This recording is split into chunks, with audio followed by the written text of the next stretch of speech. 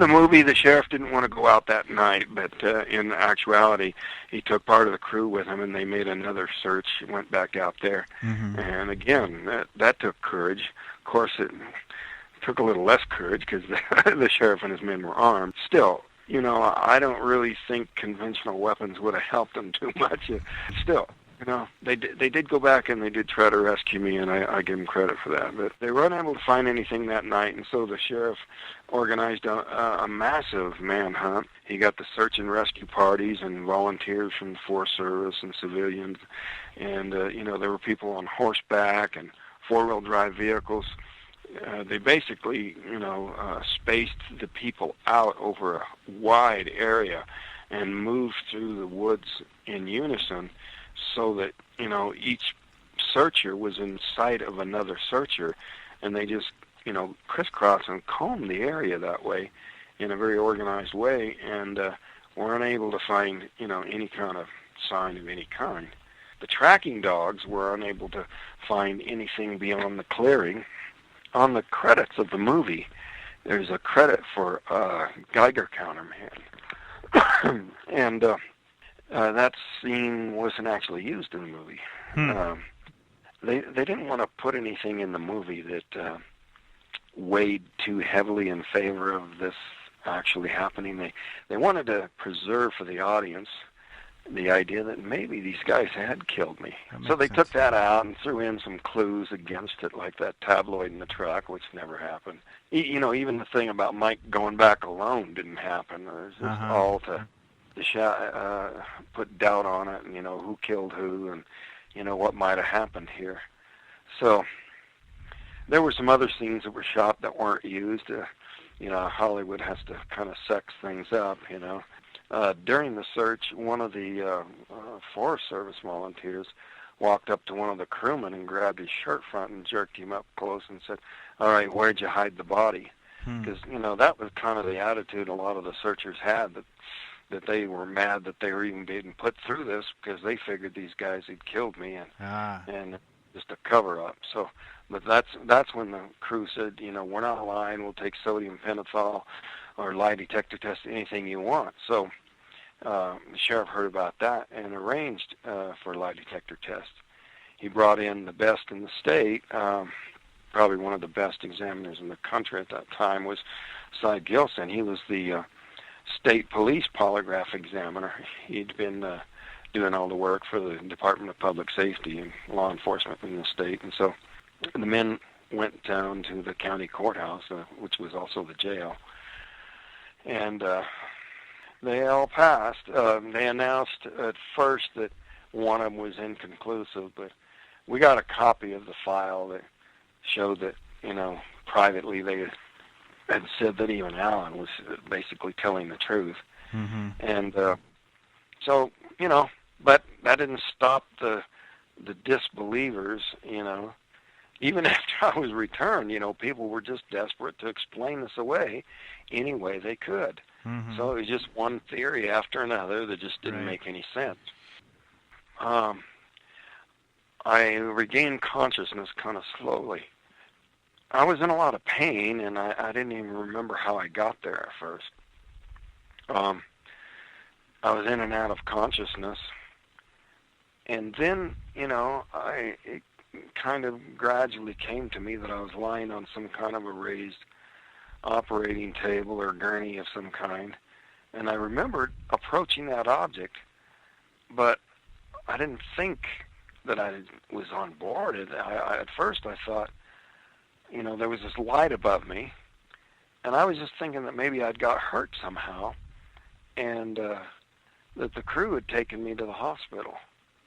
So I thought I was in like an emergency room, and I was having trouble seeing and having trouble breathing. So it was so intense that I kind of like was in and out for a while. And I could hear the sounds of movement around me, and they had this device across my chest. But, you know, I couldn't get my eyes to focus very well.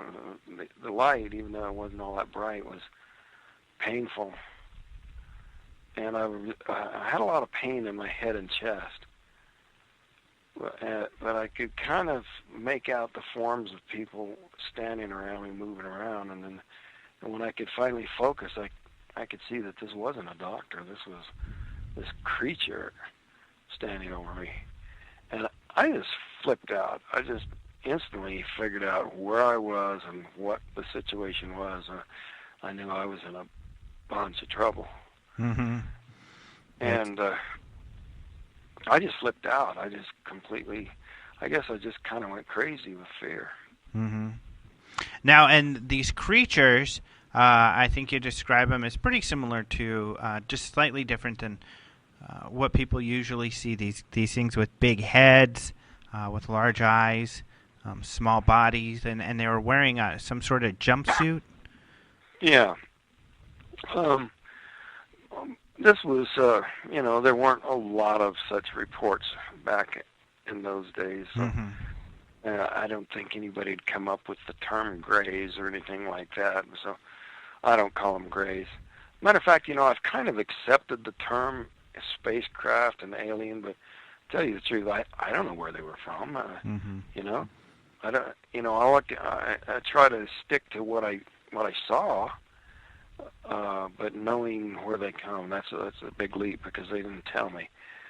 I just flipped out and I tried to knock them away from me, but I was so weak I could hardly move.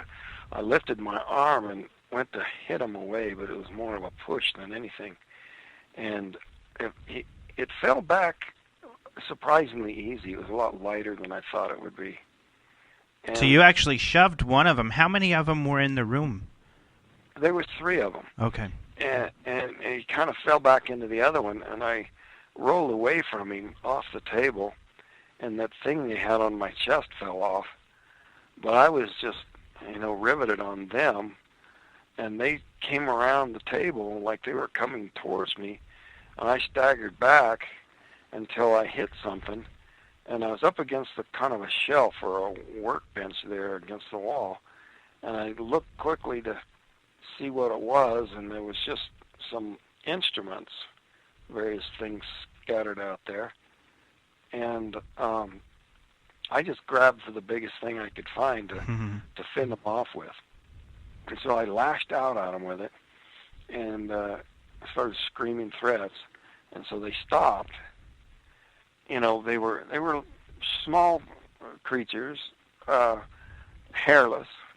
But they had these huge eyes that just seemed to look right into me. And it was actually the most disturbing point of all my memories of the entire experience is, the way they looked into me in a way that, I don't know, it's really hard to describe what that effect that had on me, but there was like a pupil and an eyelid. I actually blink, and not simultaneously, but I saw them blink. I was thinking how I was going to fight my way past them because I just wanted to put more distance between me and them, but the door was on the other side of them. But before I could make a move, they just turned and left. Did they try to communicate with you at all that you know of? Unless that stare had something to do with trying to reach into me in some way. But, recently I thought of an idea about why that might not have been working. I used to think that maybe it was just my complete hysteria that kept them from being able to do anything like telepathy. But, what if the fact that I was hit with that beam caused some kind of an injury in my head that kind of interfered with their ability to control me. As a matter of fact, maybe that was why I came to and regained consciousness. That probably wasn't even anticipated by them. So maybe it had something to do with an injury that kept them from being able to keep me knocked out or whatever. But, it's just speculation. Yeah. But they left, and they moved kind of... They seemed quicker, kind of like a scurrying sort of motion. People ask me, did they move like robots? But I really don't think that if you could make something technologically that could function in place of a being, that you would see anything like something jerking or making whirring noises or something, you know. Mm-hmm. Was it kind of a scurry? They were quick? Yeah, they were quick. Mm-hmm. And light and, you know, kind of a scurrying motion. Hmm. So they ran out of the room, and this room that you were in, of course, in the movie, the craft is all, you know, messy and there's stuff all over the place. Was it like that? Yeah, they had it looking all organic when it was actually very mechanical and sterile and rather featureless, you know. I didn't even see screws or bolts. Now, you know, it's possible I overlooked a lot of detail because I was in a total hysterical state and panic, but it seemed rather featureless to me. Yeah. And they had gone out down this little passageway to the right, so I went to the left. But I took off, you know, with this fear that they were coming after me. But the passageway curved so tightly to the right that I couldn't see far enough behind me to see if they were after me, or even far enough ahead to see if I was running into something worse. Right. So I was really torn about that little escape that I was making there. But I was just looking for a way out. And I just thought, you know, I guess subconsciously, I wasn't thinking too clearly, but I was thinking if I could just open a door that I would be able to jump out and jump to the ground and be back in the woods. You know, gotcha. So, you know, it's probably a good thing I didn't find a door to open. Yeah. No telling where it was. Right. And, you know, that could have had serious consequences. Right. But that's what I was thinking not too clearly, you know, in doing.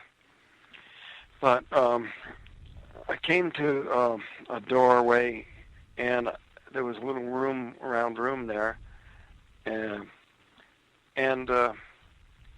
this little room had some rectangles on the opposite wall that I figured were probably doors. And so I wanted to get over there and see if any of those would open.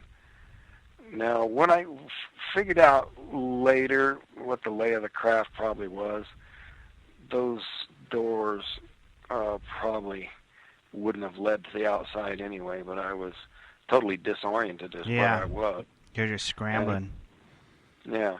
When I moved into this room, it darkened, and I could see points of light all around, the floor, the wall, the ceiling, and that was kind of gave me pause, you know, about going any further. But then I realized it had something to do with my position, because, you know, the closer I was to the walls, the less you could see that. But when you were near the center of the room, you could see it very clearly, these points of light.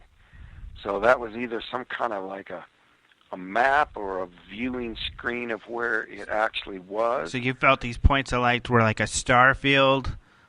Stars. Like maybe a planetarium type projection. Either, you know, some way of viewing through the walls of the craft where it was, or something projected there.